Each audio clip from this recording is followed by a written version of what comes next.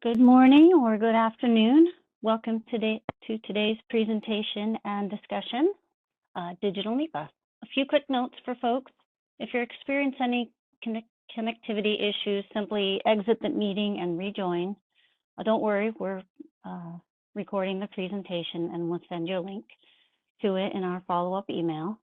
Please communicate with us, including your questions, through the Q&A window, the chat function, or by sending your question directly to the host. Next slide, please.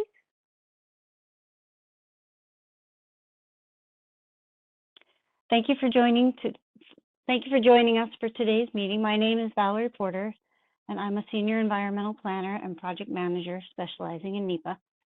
I'm also a leader in our internal technical practice network for our environmental impact assessment technical practice group. I'll provide a little more information about our technical practice network in just a moment. This session is part of our ongoing webinar series where we share our environmental planning and permitting experience and lesson learned.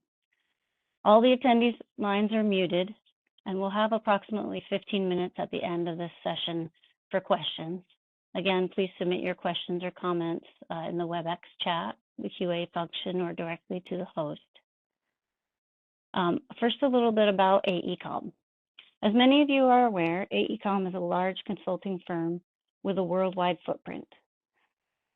That scale has its advantages in being able to deploy industry leaders, experts, such as our speakers today, on complex projects across the globe. We like to highlight our commitment to health and safety and to ESG. We are focused on keeping our people and those around us safe, both at work and at home.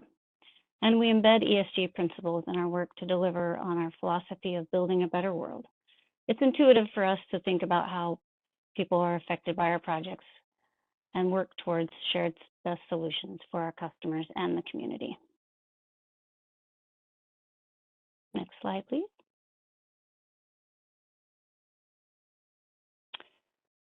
Our environmental group is large and diverse and provides a wide range of services to our customers. AECOM has mature technical communities of practice, collectively called the Technical Practice Network, that facilitate knowledge sharing between our employees and technical training. Identifying and incubating technical innovations is an organic outcome of creating communities for our technical people to share their ideas. Next slide, please. All right. Today's session is all about digital NEPA. Despite technology advancements transforming various industries and the migration of almost all aspects of planning and permitting to digital access, the NEPA process has clung to outdated paper and PDF-based processes for over 4 decades. Environmental documents and supporting material have swelled to unruly size, some EIS appendices being 1,000 pages or more. This has created barriers to stakeholders' understanding and engagement, caused delays in the process and development of critical infrastructure projects, and could jeopardize potential grant funding. Our presenters will give you insight into digital NEPA and its benefits to solving these and other issues.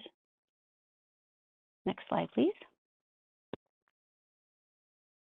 I'm pleased to introduce our speakers, Harrison Wadsworth and Catherine Clark. Harrison is a Vice President of Government Relations at AECOM. Harrison leads the company's approach to federal, state, and local governments on infrastructure development topics in support of AECOM's mission to deliver a better world. Harrison is a trusted advisor to senior leaders in the U.S. Congress, administration, and trade and business associations. Catherine is an environmental planner here at AECOM as well. Catherine specializes in NEPA and state-level environmental compliance and public outreach for transportation projects throughout California. She works on projects from planning through construction and understands the personal connection people have with public infrastructure. Next slide, please. It's part of AECOM's culture to start a meeting with with 5 or more people with a safety share. Today's safety moment is about fire safety and work at home or at work. And I'm going to hand that off to Harrison to talk about. Great. Well, good day, everyone, and thanks, Valerie. As Valerie mentioned at AECOM, we start all of our meetings with a safety moment, and today I'd like to call everyone's attention to fire safety at work and at home. Across the United States, a fire department responds to a house fire every 23 seconds. Fires claim thousands of lives every year and lead to more than 14,000 injuries. Most are preventable. The National Fire Protection Association recommends 7 keys for staying safe in a fire. First, plan. Have 2 escape routes from every room. Practice. Hold drills regularly. I know in my family, when we change our smoke detector batteries, when we change our clocks in the spring and fall, we also do a fire drill. Go. When you hear an alarm, leave, don't wait. Use the stairs, never elevators.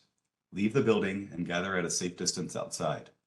Call 911 once you've reached a safe location and stay outside until the official all clear. Next slide, please. What else can you do? Keep kids away from open flames like candles and stovetops and teach your children about fire safety. If trapped, stuff clothes, newspapers, towels, and anything else you can around cracks and doorways to keep out smoke. Keep your fire extinguishers charged, accessible, and know how to use them. Be careful in the kitchen and with fireplaces. Keep combustibles away from space heaters, assist the disabled, and check your alarms to make sure they're working. Okay, with that, let's move on to digital NEPA.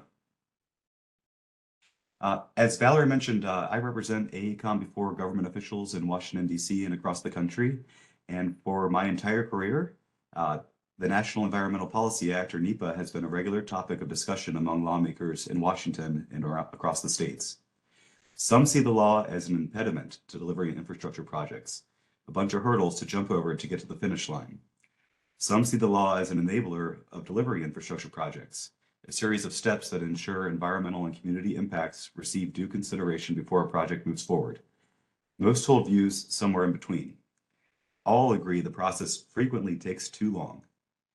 There's not political agreement on any sort of whole-scale change to how NEPA works, but there's strong desire among lawmakers that we in the industry do a better job of leveraging technology to improve processes, as evidenced by recent legislative developments that I'm going to share with you. So what do we do as practitioners in the industry working to deliver projects? We've got to find a way to bring the best practices available and the best technologies available to bear while working within the rules of the road today. So what we're going to share today is that we've got to move to a digital-first approach to NEPA as an industry.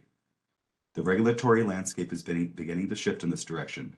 There's now a real consensus in Washington that the way we've been conducting community engagement, working across agencies, and developing NEPA documents is antiquated and unacceptable in today's digital era. Catherine and I will describe how digital NEPA processes work and what outcomes look like, how to overcome digital NEPA hesitation, and how digital NEPA can help your project move forward. Next slide, please. Many of the challenges around NEPA boil down to a mismatch between the way the process is carried out and public expectations for engagement and timely delivery of projects. As you all probably know, reaching a record of decision for a major project can take almost 5 years. This is far too long. And there's not a single root cause for these delays, but from our perspective, it comes down to 6 basic causes. One of the structural challenges is related to the length and complexity of today's NEPA documents. Lengthy technical environmental documents just don't lend themselves to effective public consideration. Paper and PDF approaches for environmental planning and reporting are incredibly lengthy and often time-consuming, requiring massive amounts of information to be compiled, distributed, and collected across multiple public agencies. And with so much information spread out across so many different systems, processes, and formats, it becomes hard for everyone to work together, slowing down review times and hindering informed decision-making. A second factor is increased demand for public input. In today's digital age, people expect to be able to see and understand things in simple terms. And while we don't need to turn NEPA documents into social media video reels, they've got to be more understandable. This means we've got to innovate when it comes to accessibility, making remote access on smartphones possible, engaging underserved communities, overcoming language barriers, and providing access to people with disabilities. Once the public engagement process begins, it can lead to countless new questions that need to be answered quickly. Failure to provide timely and thorough responses can breed distrust by community members and slow down the timeline for gaining community buy-in. The fact is, when information is presented in a way that's confusing, people sometimes think there must be bad intentions. They think, what are these people trying to hide? What is this diagram? And wait a minute, are they going to bulldoze my dog park? And when planners respond to community concerns with adjustments to project design, schedule, and scope, it often triggers yet another review cycle. A third factor relates to understaffing at regulatory agencies. It's a real challenge to navigate through hundreds, if not thousands, of technical documents to correctly interpret the information, often resulting in frustrating delays, particularly when public agencies find themselves understaffed and grappling to keep up with the sheer volume of so many review requests. We digitize and automate almost everything we can in today's businesses, but these NEPA processes remain stuck in the past, and staff at agencies simply can't keep up. The result is projects often have to wait in line for a specialist or wait even longer for a more general agency review. Next slide, please. A fourth factor relates to the complexity of multi-agency decisions. Often there's no clearly defined decision-making entity empowered to set processes in place and make decisions.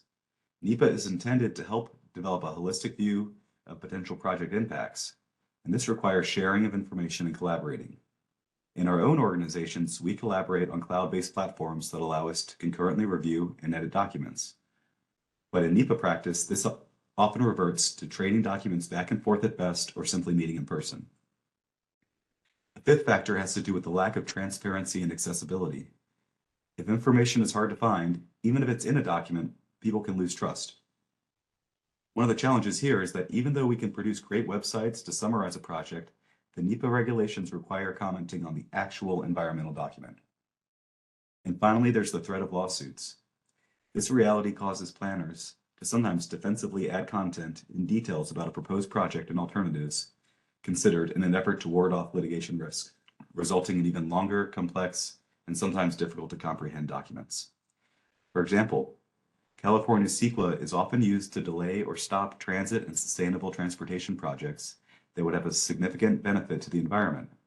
So the mere threat of a lawsuit can stop or slow a great project. And there are many egregious examples we continue to see about this. For instance, one single individual used environmental protections to sue the city of San Francisco's bicycle plan over parking losses, which held up 34 miles of bike lanes over 4 years. During that same time period, over 2,000 individuals were injured due to collisions while riding their bicycle. We're especially seeing this in the energy and electric transmission sector, just as the nation is making great efforts to develop renewable energy sources and a more reliable electric grid. Next slide, please. One thing that gives me hope is that leaders from both of our major political parties agree that the traditional method of running NEPA is antiquated. 14 years ago, President Obama led a modernization effort. 4 years ago, President Trump issued a rule to streamline many of the processes and start tracking project statuses more closely and publicly. And just last year, President Biden released an action plan with the goal of further streamlining. Next slide, please. And this could not be any more urgent. We're now about halfway through the implementation of the Infrastructure Investment and Jobs Act, or the IIJA, the single largest federal investment in American infrastructure, providing more than $1 trillion in funding for transportation, water, energy, and environmental infrastructure. This represents $550 billion in new investments above previously authorized levels. Simply put, Americans are paying a lot of money for infrastructure, and they expect delivery. The bill was passed with bipartisan votes in the House and Senate, and rapid implementation is a top priority of the president. Delay is not an option. Next slide. Recognizing the need for innovation in the NEPA space, shortly after IIJA was passed, President Biden released a permitting action plan.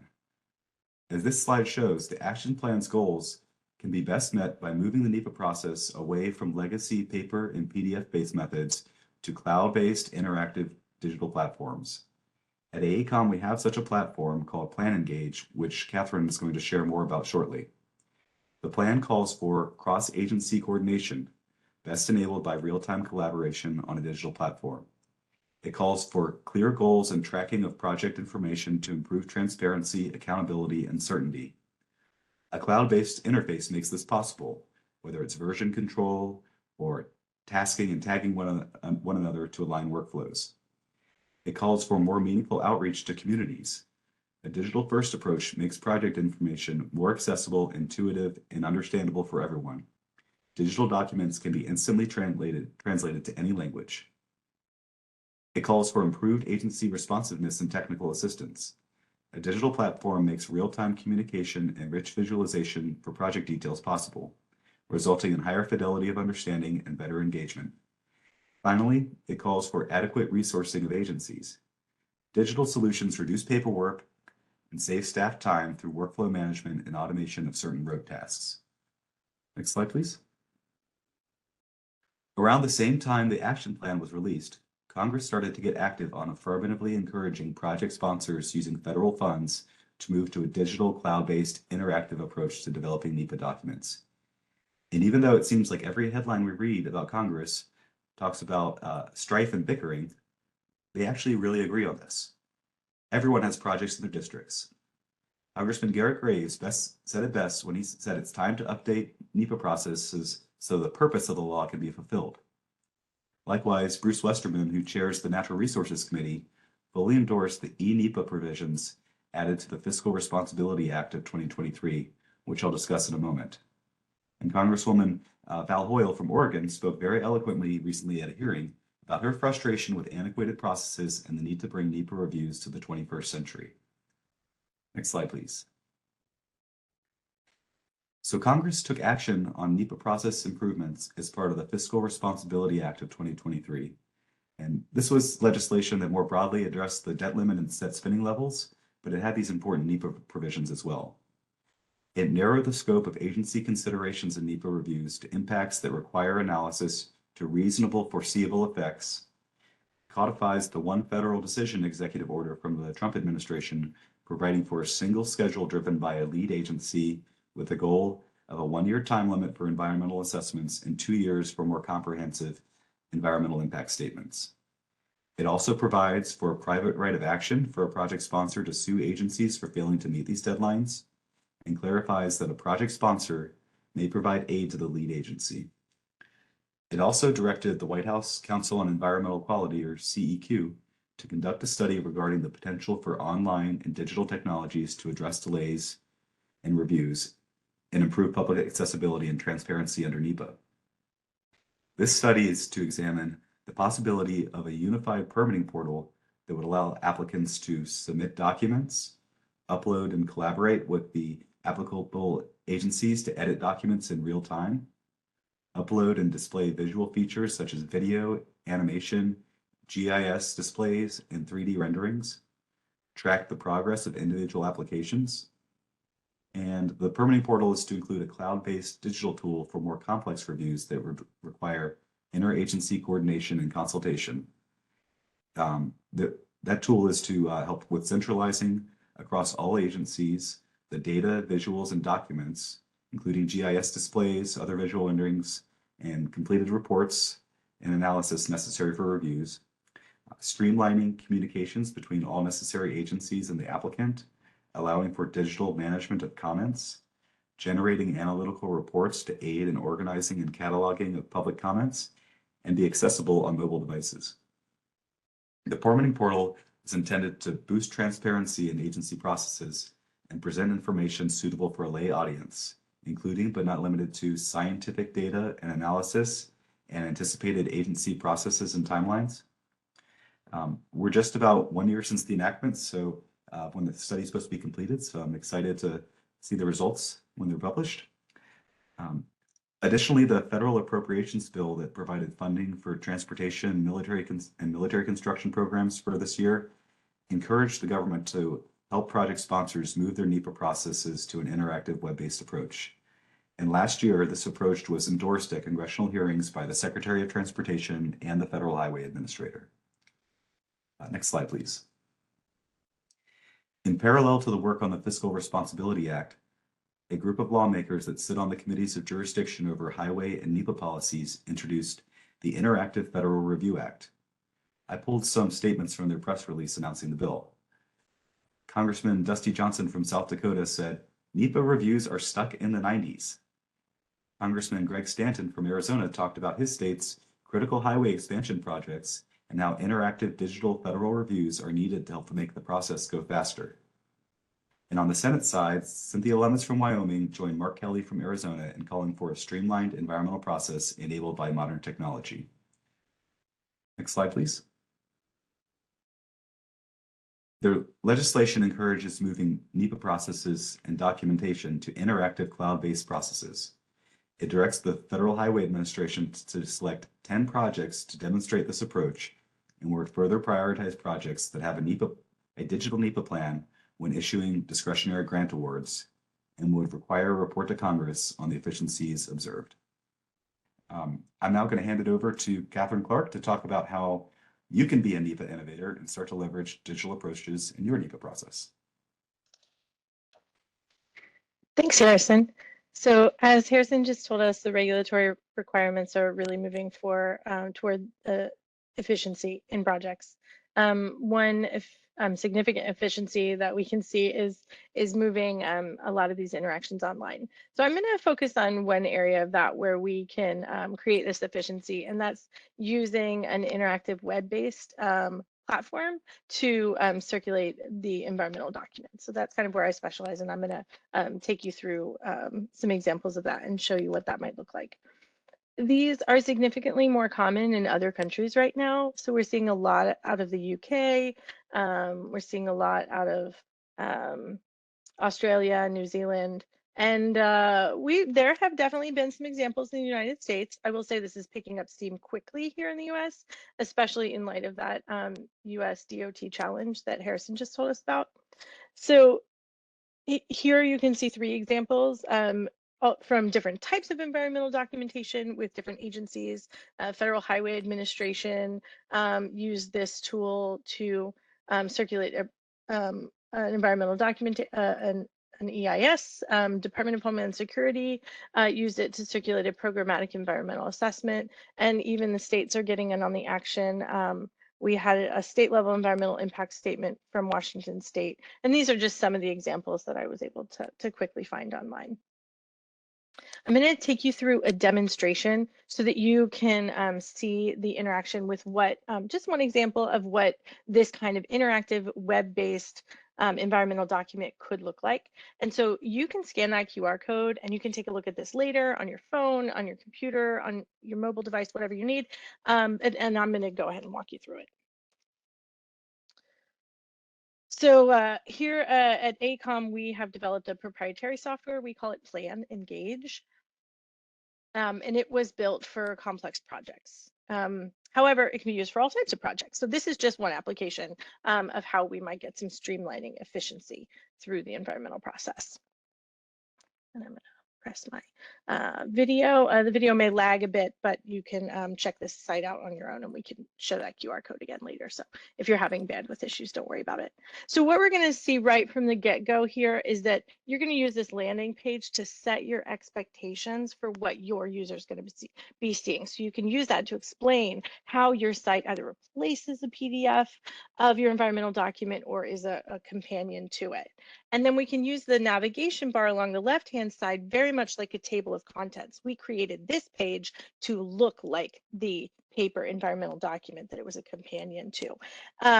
And so right away, we can see that we've got a unique environment that goes beyond just the standard PDF.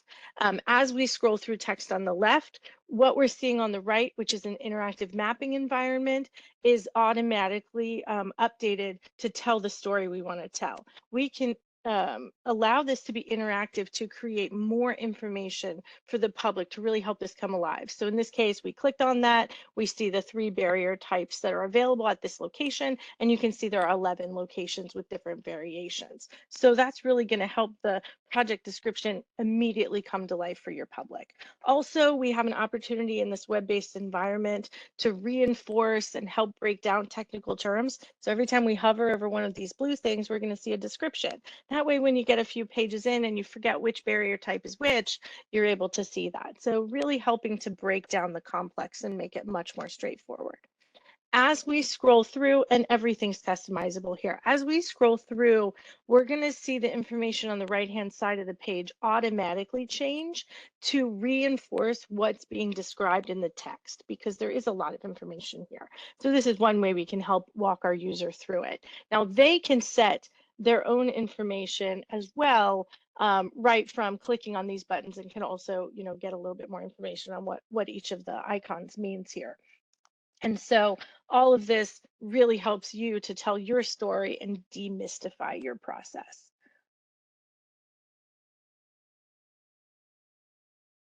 As we, and so you can see, like, here's a description of staging areas, and then those purple dotted lines are staging areas. There are so many different types of tools. Another one that's really popular and really helps to demystify what's going on with the project is a slide bar here. My husband says this is all you need in the universe to describe projects. I disagree. I think they're all nice, but you can see on the left-hand side, you've got the existing condition, and on the right-hand side, you've got your project alternative. But being able to touch this information in real time and manipulate it with the user's own, ability to do that really helps them connect with that material more. And then, of course, we can see on the left-hand side, we've got one build alternative, and on the right-hand side, we've got a second build alternative. Very minor difference, but you can see that there's a widening proposed for the right-hand alternative that isn't in the left-hand. And you read about a 4-foot extra shoulder. What does that mean? You can see that in the picture, really get a sense.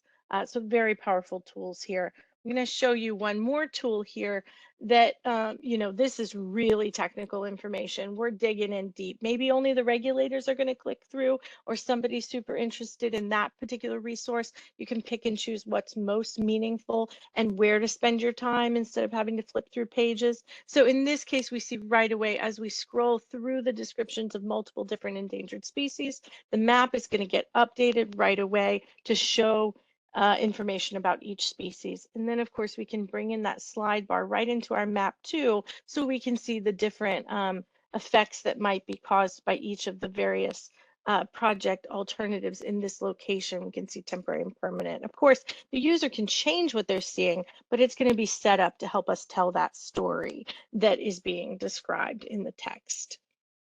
And then we have so many different ways to provide comments within this.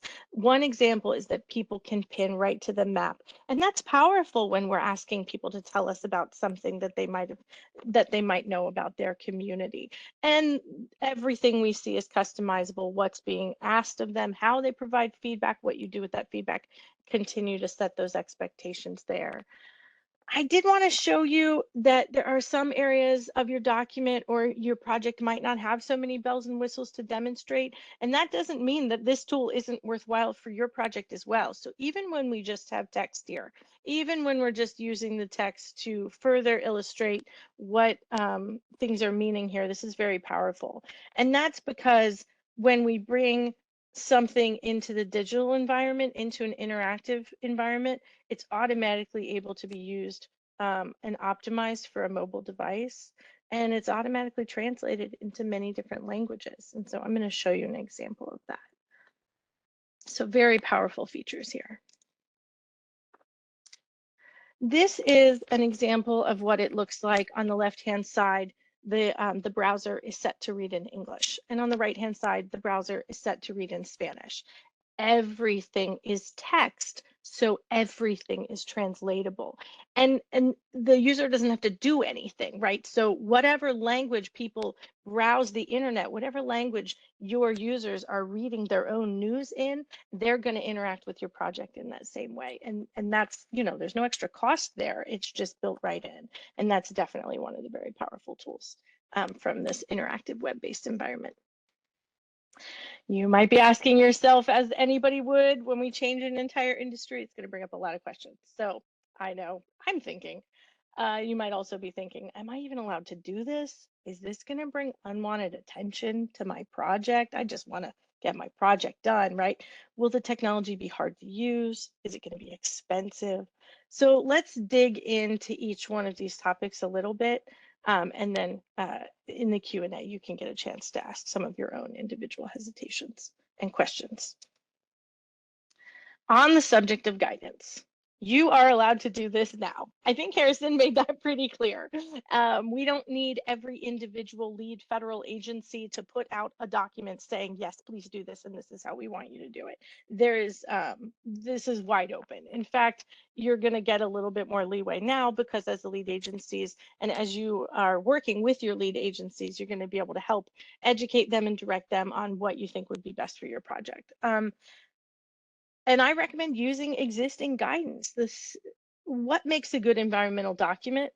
Clear writing, well-labeled maps, and an author really considering what they want to communicate.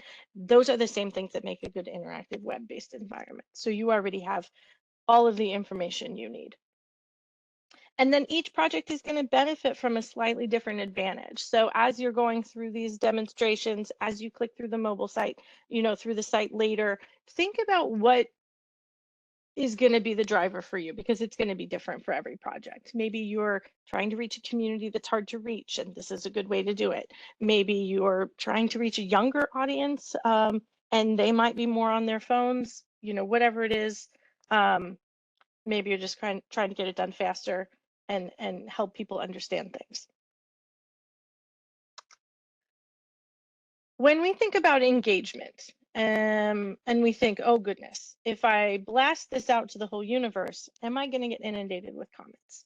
And what we have found in practice is that when people understand your project and they really understand what you're proposing, they usually comment less. Fewer comments can also mean faster permits.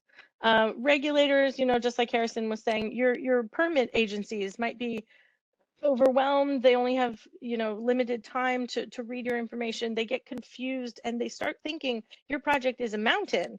And when they really understood so quickly the way an interactive experience can help to really cut through and just provide that extra level of understanding, they might start seeing your project more as the molehill that it really is. And that's going to really be helpful. As I mentioned, people are moving more and more toward mobile. A Pew Research study found that 57% of adults only read news on mobile devices. And that was in 2019, before the pandemic. So I really feel that those numbers have increased, which means that if you're not reaching people on mobile devices, you're not reaching a lot of your intended audience. And then when information, what I'm showing here on the screen is that you can start to learn by using an interactive web-based platform. You can actually start to learn about your own,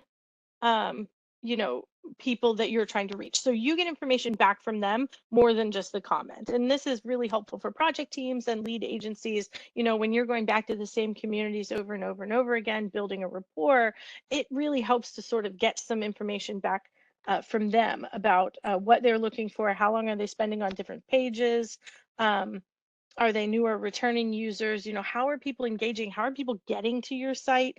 And you can find out things about your readers and your users even when they don't leave a comment, which isn't really something we really have a lot of opportunity to do now. And of course, the vast majority of people that are reading are not providing comments, but we can even get a sense of, how long do people read before they read a comment, and just so much information that is not available to us right now. There are so many different platforms available to help with the technology. It's always, when you're introducing something new, you want to make sure it's easy to use. You want to make sure that you have good tech support. And we're here, obviously, AECOM's been doing this a while, so I did feature our Plan Engage tool because it's really easy to use and really powerful. So, but this is not the only one in the space. Price is always a big question for project teams. I wanted to tell you a little bit about the process of setting up that that entire environmental document on the internet that I showed you. It took me about a week, and it took my GIS staff person about a week. So that was, we did it at the same time. So 1 week, 2 weeks worth of labor. And that was our first time ever using the site. So I'm sure we can do it much faster the next time. What I want to say is that like 95% of the cost, at least, of what you are spending on your environmental clearance and permitting is going toward the creation of the content. And once you have that content created, how you distribute it is just, you know, just those last bits of drips and drops. This is not what's leading your price. So I think you'll find that they're very inexpensive, particularly for the power that you're getting. And if you're working in a situation where everyone's collaborating at the same time, it might actually take less money to create the environmental document in a digital space, because comments could go faster and you wouldn't have so much time back and forth. Creating a matrix of comments to discuss them at a meeting is just bringing them all in the same place. So much efficiency to be gained here. And of course, we used to print mountains of documents, and this is less than that. You know, it takes less time and it is less effort, and we're not so far away from. And maybe there are many people on the call who are still being asked to print a whole slew of these paper copies at the end. The great thing about an interactive online document is that, you know, let's say you're creating the content somewhere else, you don't have to wait until everything is all said and done before you bring it online. You just you get it all set.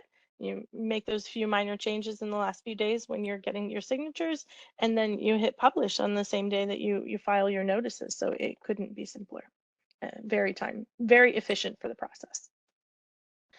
And I just wanted to reiterate, I'm sure you've all seen like many things that you think, ooh, that could benefit my project, or, you know, that might help us here.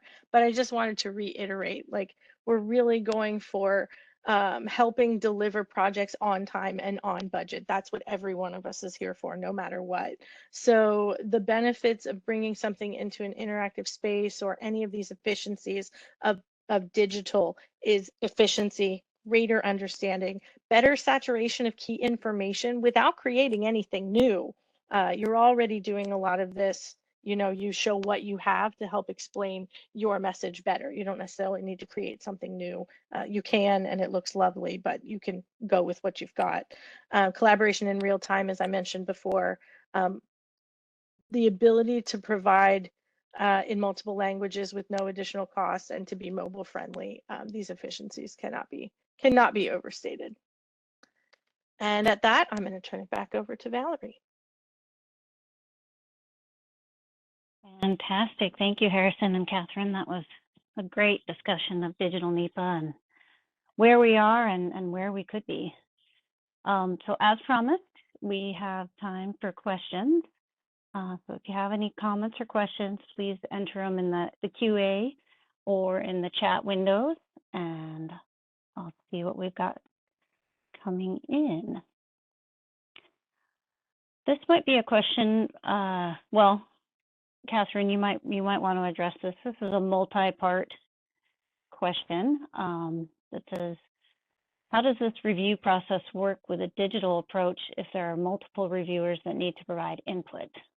And then, for example, when using track changes in Word, reviewers can all see each other's comments.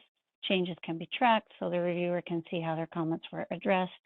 And then comment bubbles can be reviewed, responded to, and of course, marked as resolved. You know, how would you accomplish that on, say, the Plan Engage site? My understanding is that it works very similarly.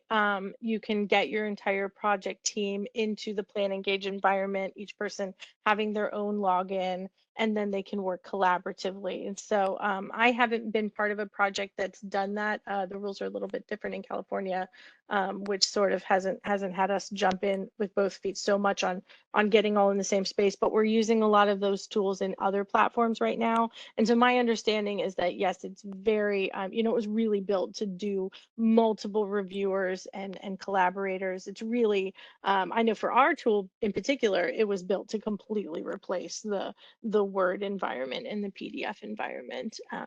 And so, yeah, it's definitely ready to handle all of that. I might not know the ins and outs on all the particulars, but it is absolutely capable of doing that, built for it. Great, thank you. All right, here's another one I'll put out there. Have you found that this gets you to a record of decision faster?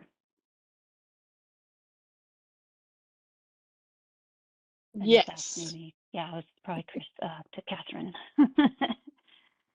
Yes, we have found that. I don't have the like, like I said, the United States hasn't been doing this nearly as much. So I think the examples from other countries have been really, really positive. Um, and we need to step it up here in the US and get this used on more projects so that we can answer these questions more definitively for the US. But yeah, we're finding, when we have circulated the documents online, I know from the AECOM perspective, fewer comments, more understanding, simpler comments from the regulators. All of those things are going to get everything done quicker. Thank you.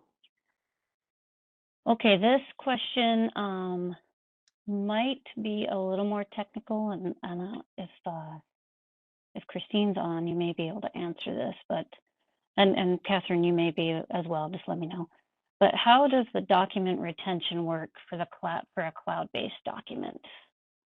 Okay, that's basically what's your backup and where you're documenting, say, drafts or things like that. Yeah, I can provide an answer, and then if Christine has anything to add, of course, feel free. So I know that I've been in talks, like I said, in California, we have some very specific regulations, and a lot of the work that I do is both to satisfy the state environmental document requirements and the federal environmental document requirements.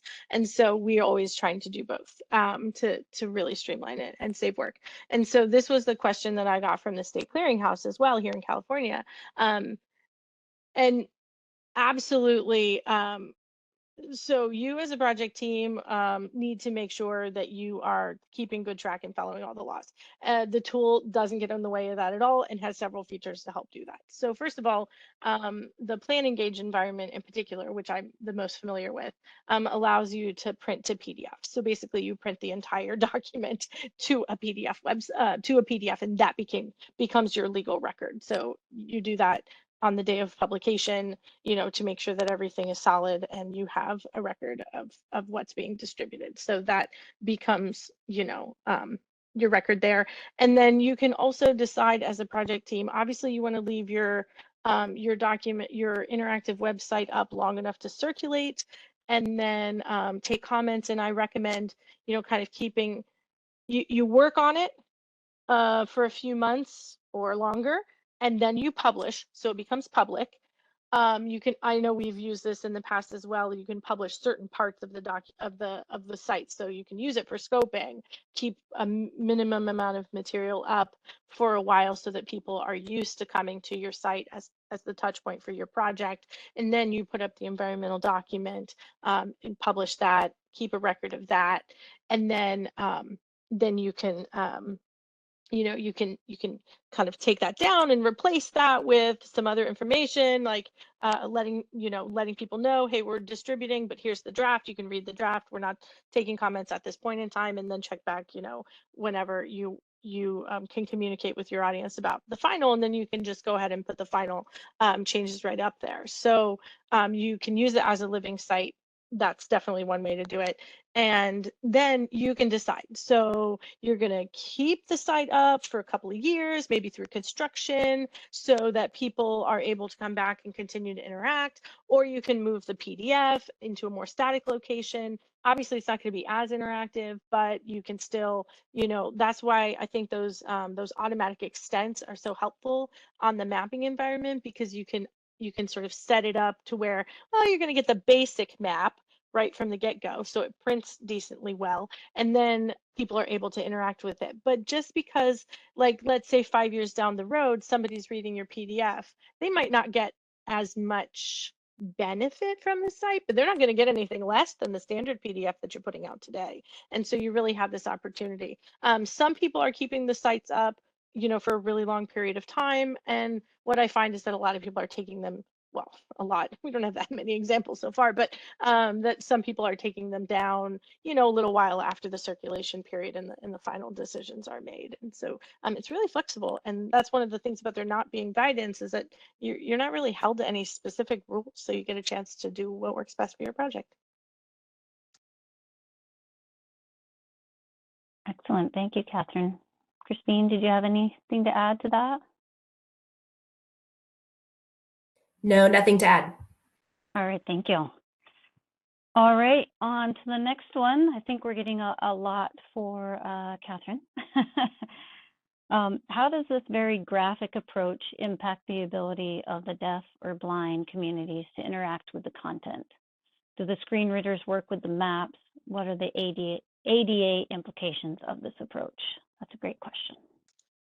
Yeah, this is I mean, it was built to be ADA compliant. I think, you know, there's a certain amount. It's based on the Esri platform, and there are a lot of technical details that you can dig into on whether or not, you know, certain button pushing requirements that are 72 layers down the page meet every 508 requirement. But yes, this is, you know, this is as 508 as it's getting with interactive mapping. And so we as the authors, you as the authors are really thinking about, you know, putting in that alt text. It supports the same, you know, kinds of things. So in fact, it's even more so because I could put a Word document together and forget my alt text and kind of get it through unless somebody's checking that. But in our system, you can't get on to the next step without providing some alt text, and you as the user should be providing that information. And also the text is the backup, right? You're telling people, I mean, this is just kind of like basic writing, is that you're telling people what you want them to get out of the image, and then you're showing them the image. We don't want any image to have to stand on its own because there's so much content, you know, there's so much story to tell. Like I could show a map and it's got 10 layers on it, but there are two things that me as the author want to communicate to you as the audience, and that I'm going to tell you that straight away in the text. And so we really want to be thinking, just as we should be doing now with a paper document, why are we putting a map there? What are we trying to convey? And I think this is just, you know, just gets to the failing sometimes that we put together confusing documents because we're not thinking about telling that story and we're not thinking about the end user. And if bringing it into a digital environment reminds us of that, great, we're all the better for it. Fantastic. Thank you, Catherine. All right, I might put this one out there for both Catherine and Harrison. Do you need any waivers for NEPA or CEQA compliance if you want to use this approach? Using digital NEPA, basically. Do you want to talk about NEPA and then I can talk about CEQA, Harrison? Catherine, you might be better positioned to explain, but the short answer is no. You can still print out the traditional approach in the end. Yeah, I think that's the long answer too for NEPA. I had showed that example in my slide of how we have already seen in Federal Register notifications, we've already seen the use of URLs, and I think that's really powerful because your site can be the same. You know, it is a URL, and so you can share that. And with CEQA, you know, I did talk to the state clearinghouse, and so they do have their own special requirements to. They are acting as a state repository, and that's enshrined in the legislation. And that isn't necessarily the same with every NEPA document. And so for the state clearinghouse, you do need to create an ADA compliant PDF. So for California, I recommend that the interactive web-based environmental document does not replace your circulation of your traditional PDF that you would submit to the clearinghouse, but should be a companion. And like I said, it's really, I would never think of it as extra cost, right? It's so minuscule, the extra amount of time that it's going to take. And it just isn't really, I would never think of that. Like after having done it, it's definitely not worth fretting about like, oh, is this going to take extra time? You can do it in the background. It's using all the same content. It's really just a copy and paste with a couple of tweaks. It's lovely if people are thinking about, if the entire project team is thinking, as they're developing the content, if they're thinking about how to bring the content into the interactive environment.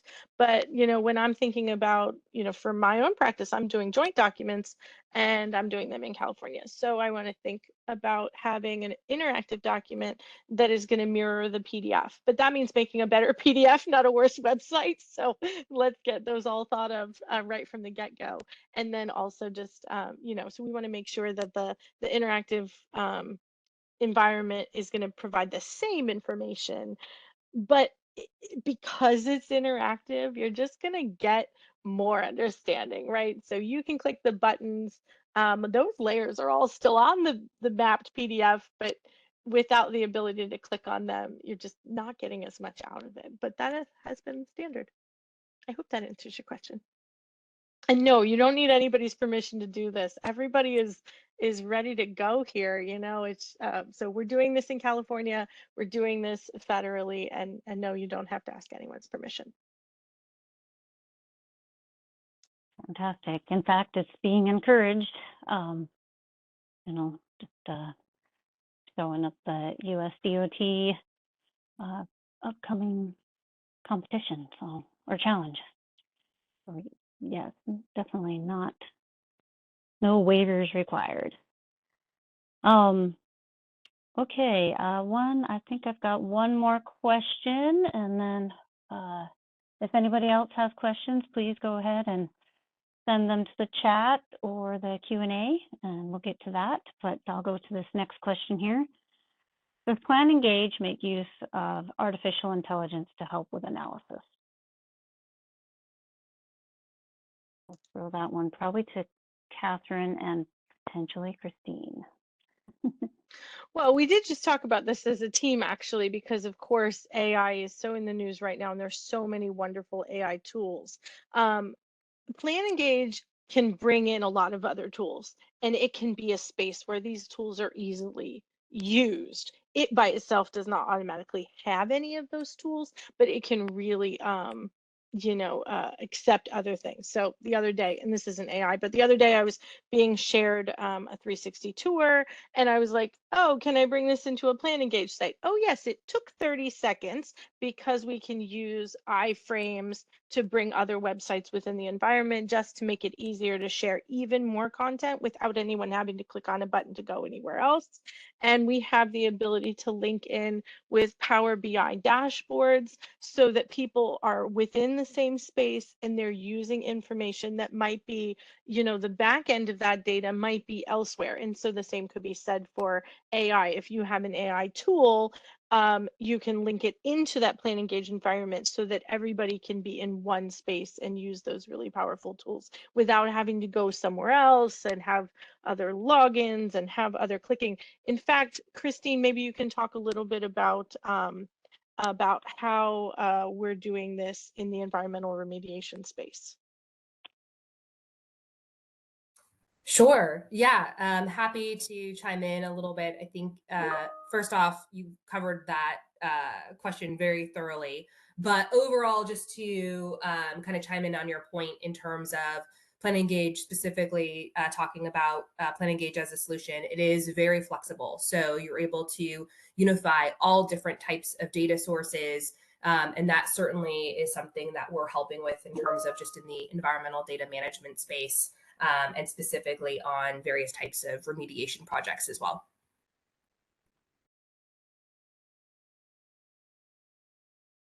Great, thank you, Catherine and Christine. Well, I think that is all the questions that have come in.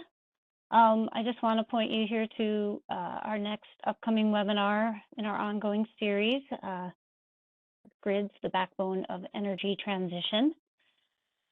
We've done about 115 of these types of webinars since July 2020, and we're happy to share our expertise. So if you want an invitation or a recording, if you want an invitation to our next presentations, please let us know, or if you want a recording of a past presentation, just email us at askenvironment, which is right there on your screen, at the top of your screen, at aecom.com to request a recording or an invite to our next event. And I'd like to